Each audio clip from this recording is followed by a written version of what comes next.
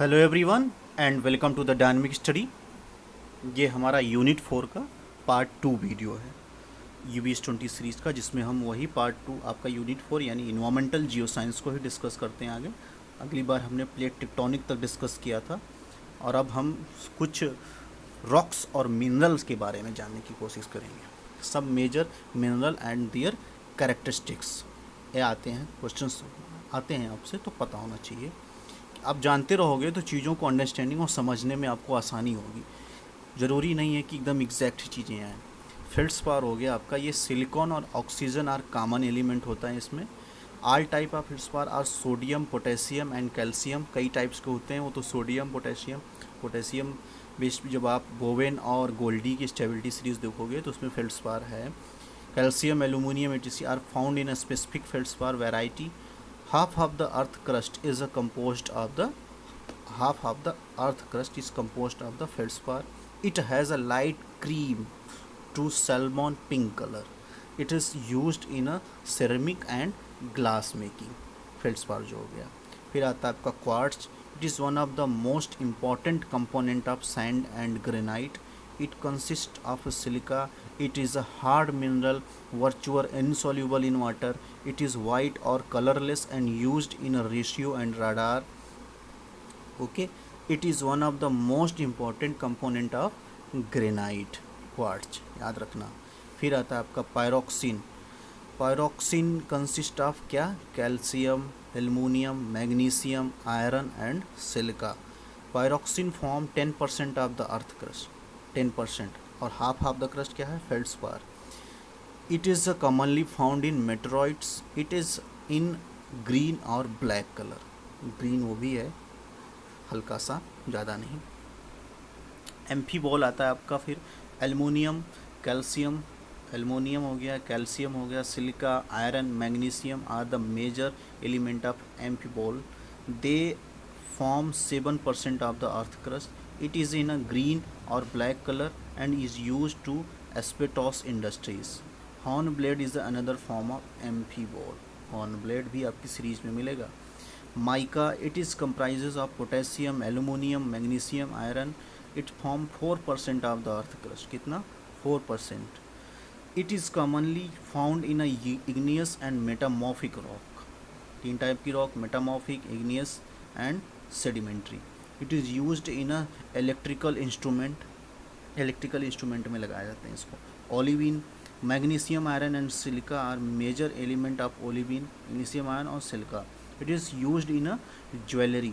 It is usually a greenish crystal often found in a basaltic rock. Beside these main mineral, other mineral like chlorite, calcite, magnetite, hematite, bauxite and barite are also present in a some quantities in a rock.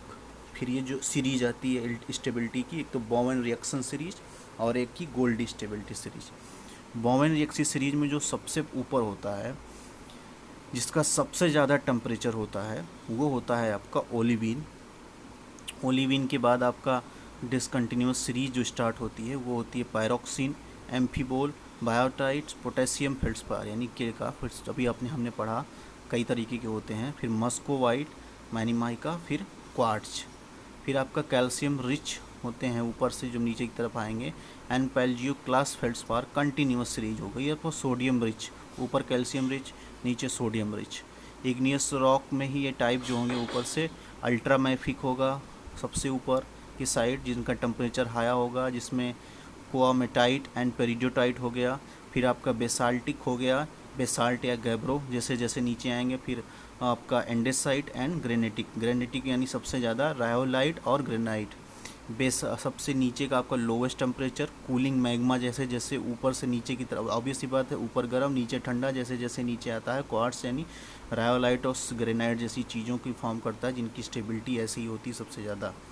Okay, फिर इसी तरह ऊपर सबसे ज़्यादा temperature, नीचे down की तरफ कम temperature यानी लोवेस्ट टेम्परेचर। और इग्नियस टाइप के रॉक जो फॉर्म होते हैं, जैसे जैसे ठंडा होता जाता है, अल्ट्रामैफिक गर्म रहेगा, फिर बेसाल्टिक, एंडेसिटिक एंड ग्रेनेटिक सबसे ज़्यादा ठंडा होने पे, इतना ध्यान रखना अच्छे से। फिर आप इसमें देख लो किस तरीके से कंपोजिशन हो गया आपका felsic, intermediate, mafic and ultramafic. फिर आपका ultramafic, peridotite, gabbro, basalt, diorite and andesite. Percentage mineral of volume by volume 20, 40, 60, 100। इसमें आप जिस तरीके के देखो सिलिका कंटेंट इस लेफ्ट हैंड साइड में ज़्यादा है, राइट हैंड साइड में कम है, यानी ओलिविन में सिलिका कंटेंट सबसे कम है। ऑर्थोक्लोस और फेल्डस्पार और क्वार्ट्स जैसी चीज़ों में फिर क्या कहते हैं सिलिका ज़्यादा कंटेंट है, यानी बोवेन सीरीज में आप ऊपर ओलिविन में सबसे कम सिलिका, क्वार्ट्स में नीचे सबसे ज़्यादा सिलिका हो गई आपकी। सोडियम पोटेशियम कंटेंट हो गया, ये भी ओलिविन से और क्या कहते हैं क्वार्ट्स की तरफ बढ़ेगा। Iron and magnesium and calcium content जो हो गया ये उल्टा है, उसका अपोजिट है। फिर यानी वो क्या कहते हैं कि क्वार्ट्स यानी आर्थो क्लास फेल्डस्पार से और इन सब चीज़ों से मस्कोवाइट से ओलिविन में सबसे ज़्यादा iron magnesium and calcium content होगा। टेम्परेचर देख ही चुके हैं आप पहले से ही। फिर रहती है आपकी गोल्डी स्टेबिलिटी जो सीरीज होती है, इसमें आपकी quartz, muscovite and mica, potassium feldspar, फिर बायोटाइट माइका, फिर amphi ball, pyroxene and olivine. Okay, यानी मोस्ट स्टेबल क्या है क्वार्ट्स है, उसी तरीके से लीस्ट स्टेबल क्या है आपका ओलिविन, सबसे कम स्टेबल क्योंकि गम है और उसमें सिलिका कंटेंट भी सबसे कम है। फिर आपका आता है मास मूवमेंट, इससे क्वेश्चंस आपके यहाँ बहुत ज़्यादा आते हैं। मास मूवमेंट यानी बहुत बड़े लैंड फॉर्म का मूव करना, बहुत बड़ी लैंड फॉर्म जो होगी पूरा का पूरा पहाड़, भूस्खलन, जब पहाड़ गिर जाते हैं वो हिली एरिया में, उत्तराखंड जैसी चीज़ों में क्या कहते हैं अवलांचेस का आना, वो चीज़ें हो गई, या फिर लैंडस्लाइड होना, ये सब चीज़ें जो होती हैं इन सब का जो मूवमेंट होता है वो मास मूवमेंट बोला जाता है। वेलोसिटी और फिर हो गया वेलोसिटी उस पर उधर साइड से लेफ्ट हैंड साइड से राइट हैंड साइड की तरफ दिखाया गया है कि बढ़ेगी। इस इमेज को दिखेगा, ये इमेज अच्छे तरीके से एक्सप्लेन कर रही है मास मूवमेंट को। फिर आप देखिए nature of movement. Nature of movement क्या हो गया इसमें आपका फ्लो, स्लाइड, तो फ्लो करना, फ्लो यानी इससे बह जाना, स्लाइड यानी किसी सहारे से नीचे की तरफ खिसकना या फॉल होना। फिर से उसके बाद ये रॉक के लिए है, रॉक में फ्लो और स्लाइड हो गया। फिर आपका क्या कहते हैं कंसोलिडेटेड मटेरियल जो हो गए, इसमें फ्लो और स्लाइड फॉल किस तरीके से होगा। रॉक में जो पहले हो गया वो हो गया रॉक एवेलांचेस, फ्लो होना, तेज़ी से गिरना, इसको रॉक एवेलांच बोला जाएगा। रॉक एवेलांच राइड और Kishan of the air, air बहुत ज़्यादा मूव होने की वजह से या फिर कशंस की वजह से वो रॉक एवेलांचेस होते हैं। इनका स्पीड जो होती है 5 किलोमीटर पर आवर और मोर हाई एयर कंटेंट इसमें हो सकता है। ओके, ये 3 पार्ट में स्लो, मॉडरेट और फास्ट है, तो जो रॉक एवेलांच होगा ये हाई होगा यानी हाई स्पीड में आएगा। फिर आपका स्लाइड में आपका आता है रॉक स्लाइड, यानी रॉक की स्लाइडिंग होना, स्लाइडिंग करते हुए सहारे से मूव होना, खिसक जाना नीचे की तरफ पूरा का पूरा area. Rock slide on a bedding plane that from weak zone, कोई एरिया ऐसा होगा जो वीक जोन का होगा जहाँ से उसके टूटने और खिसकने की संभावना होगी, वो होता है आपका, वहाँ से रॉक स्लाइड होता है। ये 1 किलोमीटर पर आवर, 1 घंटे में 1 किलोमीटर। हाई वाटर कंटेंट की वजह से जब पानी बहुत ज़्यादा बारिश होती है और वो ऐसा ही जगह से जहाँ पे वो कमज़ोर पाता है तो वहाँ से वो पार्ट ब्रेक हो धीरे धीरे लूज़ होने लगता है, उसकी जो स्ट्रेंथ होती है वो कमज़ोर होने लगती है, तो वहाँ से वो स्लाइडिंग होती है, उसकी खिसक जाता है। रॉक फॉल, रॉक स्लाइड हो गया, फिर रॉक फॉल, ये हाई में होगा। फॉल और एवलांच फॉलिंग जो होगी ये हाई में होती है। Steep Cliff faces forming and fresh faces, इस तरीके से इसमें एयर कंटेंट ज़्यादा होगा, इसमें वाटर कंटेंट नहीं होगा। जो फास्ट चीज़ें होंगी उसमें एयर कंटेंट ज़्यादा दिखाया जा रहा है। फिर अनकॉन्सोलिडेटेड में आपकी फ्लो में क्या होगा, क्रीपिंग करना यानी खिस के चलना, क्रीपिंग करना, ये सबसे स्लो होता है, धीरे धीरे 1 सेंटीमीटर 1 साल में धीरे धीरे क्रीपिंग होती है, इसमें धीरे धीरे मूव करता है ये। Matter of move and creep occur very slowly driven only by the tendency of matter to move downhill, धीरे धीरे अगर कोई टेंडेंसी उसकी मूव करने की है, उधर स्लोपिंग उसको मिल रही है तो धीरे धीरे वो मूव करेगा। फिर अर्थ फ्लो आपका हो जाता है, ये आपका होता है कि ये भी स्लो और मॉडरेट के बीच का पार्ट होता है आपका, इसमें भी पूरी की पूरी मास मूवमेंट होती है लेकिन धीरे धीरे खिसकती है। फिर डेवेरिस फ्लो होता है आपका, हाई रेनफॉल जब होता है अर्थ फ्लो, हाई रेनफॉल में रॉक स्लाइड और डिवेरिस फ्लो, ये दोनों चीज़ें होती हैं, वाटर कंटेंट इसमें ज़्यादा होता है, आप सेम कैटेगरी में देख सकते हैं। उसी कैटेगरी में देखो मॉडरेट में ही आपका रॉक स्लाइड, डिवेरिस फ्लो और मड फ्लो, ये सारी चीज़ें आ रही हैं। फिर क्रीप सबसे स्लो होता है, अर्थ फ्लो और स्लम्प जो है एक कैटेगरी में आते हैं। फिर आपका रॉक एवलांचेस, रॉक फॉल और डिवेरिस एवलांचेस एक श्रेणी में आते हैं, एक पार्ट में आते हैं, जो कि बहुत ज़्यादा फास्ट मूवमेंट होती है इनकी। डिवेरिस स्लाइडर ट्रबल होती है जो स्लाइड मूव करती है, ये मॉडरेट और फास्ट के बीच के पार्ट होते हैं। ओके, इस तरीके से आप इस इमेज में भी देख सकते हो कि किस तरीके से वेट और ड्राई, फास्ट एंड स्लो इस तरीके से मूव किया जाता है। स्लाइड एंड हीप पूरी तरीके से दिया गया, rock slide, talus, creep, soil creep, अब सारी चीज़ों को यहाँ पे अच्छे से एक्सप्लेन किया गया। इस इमेज को पॉज करो, अच्छे से समझने की कोशिश करिए। फिर हम कोरियोलिस फोर्स पे आ गए आपके। कोरियोलिस फोर्स क्या है? एक artifact of the earth rotation एक तरीके का।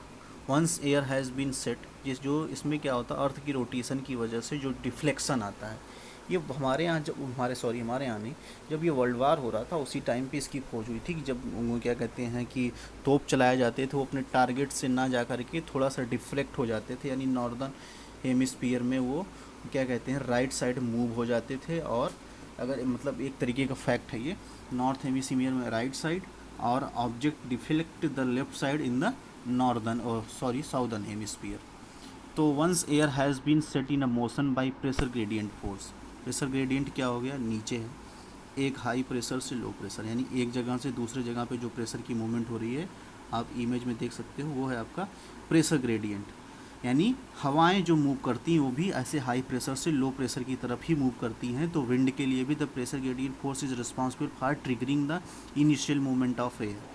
तो कोरियोलिस फोर्स में आपका pressure gradient force, it undergoes an apparent deflection from its path, जब हवाएं मूव करती हैं तो as seen by an observer on earth this apparent deflection is called Coriolis force and is result of the earth rotation. इसकी वजह से, earth rotation की वजह से।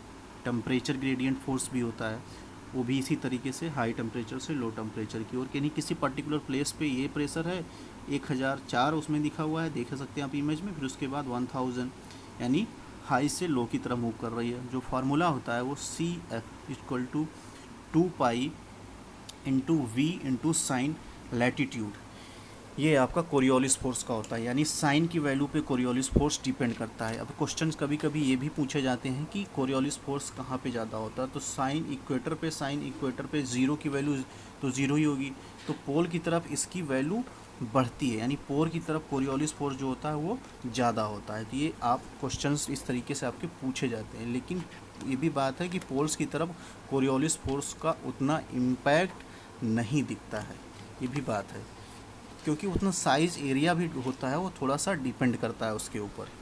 फिर आपका आता है जियोस्ट्रॉफिक विंड।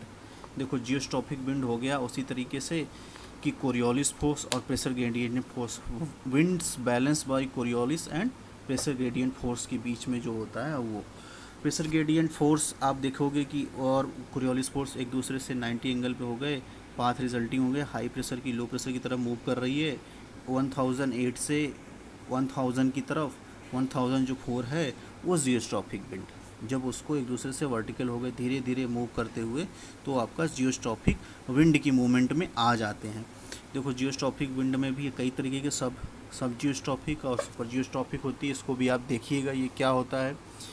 अब इसका जो फार्मूला भी क्वेश्चन कभी आते हैं तो मैं यहाँ पे इंक्लूड नहीं किया हूँ, लेकिन मैं बोल देता हूँ आपको ऐसे, जो कि वी जी, यानी आप जब निकालते हो geostrophic wind, V G equal to P आपका होता है प्रेशर इन पास्कल में होना चाहिए वो, और आपका जो 15 मिली बार हो गया जैसे कि, तो मिली बार में दिया हुआ है तो उसको आप 100 से मल्टीप्लाई कर दोगे तो वो पास्कल में आ जाएगा।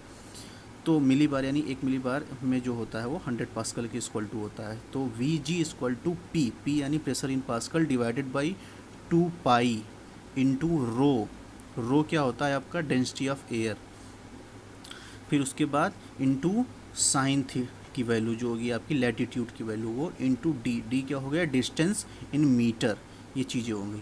ठीक है, ये आपका जो वैल्यू होती है वो होती है जियोस्ट्रॉफिक विंड कैलकुलेट करने की, V G equal to P divided by 2 pi into rho into sine into plus D.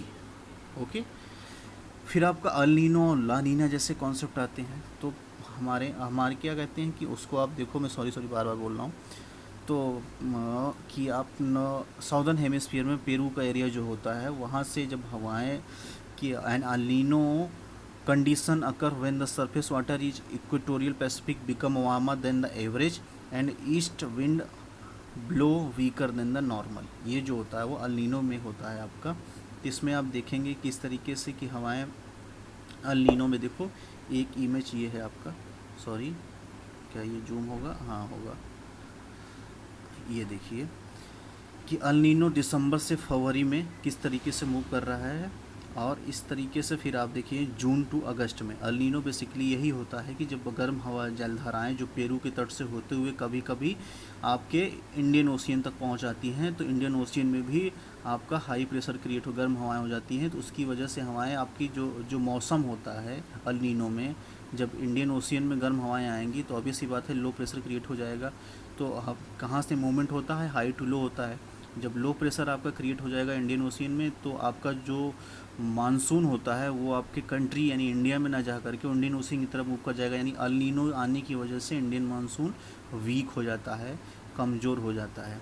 और उसमें इसी तरीके से ला नीना जो उसका होता है उसका उल्टा, जो इसको स्ट्रॉन्ग और मजबूत बनाता है, जो उसका सेम उसी तरीके से उल्टा होता है। इसको क्राइस्ट चाइल्ड भी बोला जाता है। फिर उसके बाद आपका आता है प्रेशर सिस्टम में आपका दो तरीके का, साइक्लोन और एंटी साइक्लोन।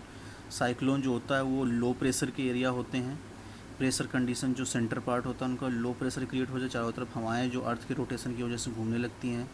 फिर क्या कहते हैं कि एंटी साइक्लोन जो होता है हाई होता है, पैटर्न ऑफ विंड जो नॉर्दर्न हेमिस्फीयर में होगा उसका साइक्लोन का नॉर्थ में एंटी क्लॉकवाइज और साउथ में क्लॉकवाइज, और ठीक इसका उल्टा होगा एंटी साइक्लोन का जो कि नॉर्दर्न हेमिस्फीयर में क्लॉकवाइज और एंटी क्लॉकवाइज साउदर्न हेमिस्फीयर में होगा। फिर ये आपका जो इरोजन की मूवमेंट होती है एयर की, वो होती creeping, saltation, attrition and suspension. Creeping यानी हो गई क्रीप करना, घिस के चलना, जैसा अभी हमने थोड़ी देर पहले ही बताया। क्रीपिंग में क्या होता है, particle less than 0.5 greater than 500 micron के जो होते हैं वो धीरे धीरे एक जगह से दूसरी जगह पे मूव करते रहते हैं। क्रीपिंग और surface creep is a when soil particle is larger than 0.5 millimetre बोलो या greater than 500 micron in a diameter are dragged over the surface of the land because they are too heavy for the wind to lift up. ज़्यादा heavy होते हैं इसलिए उसको move नहीं कर सकते, उठा के उड़ा नहीं ले जा सकती। फिर आपका आता है साल्टेशन प्रोसेस जो 70 से 500 माइक्रोन तक होते हैं, इनको थोड़ी दूर ले जा कर के गिरा देती है। In a saltation process the particle involved are between 0.1 to 500। The wind is able to lift them up briefly but drop them in a very short interval. थोड़ी दूर उठा करके गिरा देना। Particle can also bounce into a other and set them into a motion to saltating particle call attrition. Attrition यानी होता है वही जब एक जगह पे गिराएगी तो कुछ टूटेंगे, फिर वो मूव करेंगे, फिर आगे जाएंगे, ये होता है। सस्पेंशन क्या होता है, ये बड़े लंबे प्रोसेस होता है, ये बड़ी दूर तक लेके जाते हैं। This process is involve particle that are less than 0.1 millimetre in a diameter. Wind is able to carry these particle over very long distance. Suspension causes abrasion और सैंड ब्लास्टिंग जैसी चीज़ें होती हैं। फिर तब तक के लिए अब यहीं पे आज तक। फिर अगला वीडियो में जो लेके आऊँगा वो लैंडफॉर्म के बेसिस पे होगा। लैंडफॉर्म जैसे आप ओशियन का हो गया, ग्लेशियर के हो गए, रिवर का हो गया, बहुत सारी चीज़ें होती हैं जैसे कॉन्टिनेंटल शेल्फ हो गया, फिर ग्लेशियर में आपका मोरेन हो गया, स्कर हो गया, और बहुत सारी चीज़ें, डेल्टा हो गया आपका, बहुत सारी चीज़ें जो एग्ज़ाम में पूछी जाती हैं कंपलसरी, वही चीज़ें। तब तक पढ़ते रहिए और लोगों तक इस वीडियो को पहुंचाइए, शेयर कीजिए, कमेंट्स कीजिए आपको अगर ये पसंद आ रहा है तो। तब तक के लिए keep on watching, keep on learning. Thank you.